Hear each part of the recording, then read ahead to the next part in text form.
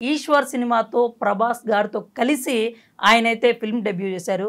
ఇంకొకరైతే బుల్లితెర ప్రేక్షకులకైతే ప్రత్యేకంగా చెప్పాల్సిన అవసరం లేదు. యాక్చువల్గా ఆ ముద్ర నుంచి కొంచెం దూరంగా జరగాలని ఆవిడైతే గట్టి ప్రయత్నాలు చేస్తున్నారు. వాళ్ళిద్దరు ఎవరో కాదు, ఒకరు హను కోట్ల గారు, ఇంకొకళ్ళు ధరణి ప్రియ గారు. వాళ్ళని అడిగి వాళ్ళకి సంబంధించినటువంటి కొన్ని ఇంట్రెస్టింగ్ విషయాలు, అలాగే ఒక కొత్త సినిమాతో అయితే మన ముందుకు రాబోతున్నారు. ఆ సినిమా విశేషాలు కూడా మనం తెలుసుకుందాం. హాయ్ అండి, నమస్తే, వెల్కమ్. హాయ్ అండి, నమస్కారం. ఎలా ఉన్నారు? చాలా బాగున్నాను. ఇద్దరు ఎలా ఉన్నారు? We are doing great. చాలా బిజీగా ఉన్నట్లుగా అనిపిస్తోంది. ఎందుకంటే సినిమా డేట్ దగ్గరకు వచ్చేసింది. అక్టోబర్ 18 కాబట్టి ఆ హడావిడిలోనే ఉన్నాం. యాక్చువల్లీ అంతా హరీబరీ అయిపోయింది అంతా. ఇక్కడ కాకుండా అక్కడ, అక్కడ కాకుండా ఇక్కడ ప్రమోషన్ చేసుకోవాలి కదా, వచ్చిందే మూవీ ప్రమోషన్ కి. ఖచ్చితంగా, ఎందుకంటే ఎంత కష్టపడ్డా కానీ అది తర్వాత ప్రేక్షకుల దగ్గరికి వెళ్ళాలంటే ముందు ఆ బజ్ అనేది క్రియేట్ అవ్వాలి ఖచ్చితంగా. అందుకే మేము ఖచ్చితంగా మా తరపున ఆ హెల్ప్ కూడా చేయడానికి అయితే మేము అందుకే రెడీ అయ్యాము. సరే, మన ఇంటర్వ్యూలోకి వెళ్ళేటప్పుడు ఫస్ట్ అయితే లేడీస్ ఫస్ట్ అంటారు ఎప్పుడు కూడా. అందుకే మనం మేడంని కాసేపు పక్కన పెట్టి హను సార్తో స్టార్ట్ చేద్దాం. రెగ్యులర్ గా లేడీస్ ఫస్ట్ అంటారు కాబట్టి ఈసారి నుంచి మనం జెంట్స్ తో స్టార్ట్ చేసుకుందాము. హాయ్ సార్, ఇప్పుడు మీరు ప్రభాస్ గారితో కలిసి డెబ్యూ చేశారు. అంటే 2002లో ఈశ్వర్, ఇది 2024లో ద డీల్.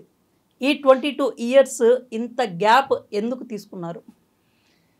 నేను బేసికల్గా యాక్టర్నండి. నేను యాక్టర్ అవ్వాలనుకొని కోర్స్ కూడా చేశాను. ఒక 3 years యాక్టింగ్ కోర్స్ చేశాను, ఒక 2 years డైరెక్షన్ కోర్స్ చేశాను తెలుగు యూనివర్సిటీలో. ఆ తర్వాత సినిమాలో ట్రై చేశాను. ఈశ్వర్ సినిమాలో ఆపర్చునిటీ వచ్చింది, చేశాను. సో ఈశ్వర్ సినిమా చేసిన తర్వాత ఇమ్మీడియట్గా కూడా మళ్ళీ ఒక 2-3 సినిమాల అవకాశాలు ఫ్రెండ్గా చేయమని అడిగారు. సో క్యారెక్టర్లో పెద్దగా ఇంపార్టెన్స్ ఏం లేదు. సో హీరో పక్కన ఉండాలి. ఈశ్వర్లో అంటే త్రూఅవుట్ సినిమా మొత్తం ఉంటుంది, 50 scenes పైన ఉన్నాయి, క్యారెక్టర్ ఉంది, జనాలకు బాగా వెళ్ళే క్యారెక్టర్. అది మిగతా సినిమాలో నాకు అంతగా అనిపించలేదు. సో ఒక భయం కూడా అప్పుడు అనిపించింది. అంటే మళ్ళీ అదే క్యారెక్టర్ చేసామనుకోండి, నెక్స్ట్ కూడా మళ్ళీ ఫ్రెండ్గా చేయమంటారేమో. అందులో థియేటర్ చేసాము, ట్రైనింగ్ అయ్యి ఉంది, 5 years నేను రెడీ అయ్యి వచ్చాను కాబట్టి మంచి క్యారెక్టర్ కోసం వెయిట్ చేద్దాం అనుకున్నాను. సో ఈలోపు నాకు డైరెక్షన్లో అవకాశం వచ్చింది. ఈటీవీ 2లో మాయాబజార్ అనే సీరియల్ డైరెక్ట్ చేయడానికి. సో డైరెక్షన్ కూడా చేస్తున్నాను కాబట్టి డైరెక్షన్ సైడ్ వెళ్ళిపోయాను. దాదాపు 150 to 200 episodes డైరెక్ట్ చేశాను. అదే టైంలో యాడ్ ఫిలిమ్స్ కానీ దూరదర్శన్కు కొన్ని సీరియల్స్ డైరెక్ట్ చేయడం జరిగింది. డైలీ సీరియల్ కూడా డైరెక్ట్ చేశాను. ఒకటి అనురాగధార అని ఒక డైలీ సీరియల్ డైరెక్ట్ చేశాను. ఇదే టైంలో నేను చదివిన యూనివర్సిటీలోనే టీచింగ్ చేయడానికి అవకాశం వచ్చింది. సో టీచింగ్ వైపు వెళ్దాం అనుకున్నాను. ఎందుకంటే గవర్నమెంట్ జాబ్, అది యూనివర్సిటీలో టీచ్ చేయాలి. సో అటు వెళ్ళిపోయాను. అలాగే ఒక 20 ఏళ్ళు గడిచిపోయినాయి టీచింగ్లో ఉండడము, స్టూడెంట్స్, ట్రైనింగు, అలా అలా అలా ఒక 20 years అయిపోయింది. ఈలోపు నేను ఆలోచించాను, నేనేం కోల్పోయాను. అంటే నేను కూడా యాక్టర్ అవుదామని వచ్చాను ఇండస్ట్రీలోకి. సో యాక్టర్ కాలేదు, టీచర్ అయ్యాను. కాకపోతే మంచి సబ్జెక్ట్ కోసం ఎదురు చూస్తున్న టైంలో ద డీల్ అనే ఒక స్క్రిప్ట్ రెడీ చేసుకొని ఉన్నాం మేము కొంతమందిని కలిసి. సో స్క్రిప్ట్ బాగుంది కాబట్టి మళ్ళీ సినిమాలకు రావడం జరిగింది. కానీ 2 decades అంటే హ్యూజ్ గ్యాప్. ఇప్పటికీ అంటే 2002లో ఉన్న హను గారు ఆ ప్యాషన్ ఏదైతే ఇప్పటికీ క్యారీ చేస్తూనే వచ్చారా? అంటే 2 decades అనేది హ్యూజ్ టైం కదా, గ్యాప్ అనేది.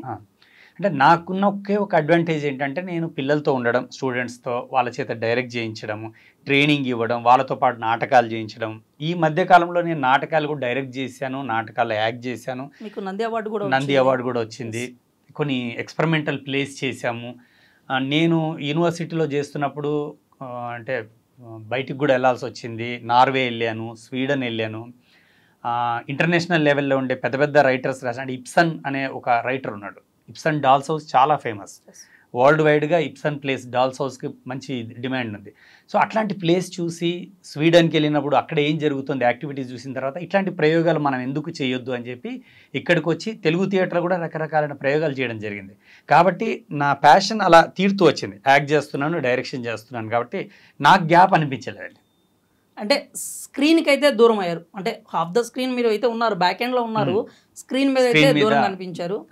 ఈ కథ తీసుకెళ్ళి అంటే మీరు ఏదైతే ప్రొడ్యూసర్స్ని ఒప్పించినప్పుడు వాళ్ళు ఎలా తీసుకున్నారు, అంటే ఎలా రిసీవ్ చేసుకున్నారు ద డీల్ని? అంటే నేను పెద్ద ప్రొడ్యూసర్స్ కానీ బయట ప్రొడ్యూసర్స్కి ట్రై చేయలేదండి. అంటే నాకుండే మొహమాటం కావచ్చు, ఇది కావచ్చు.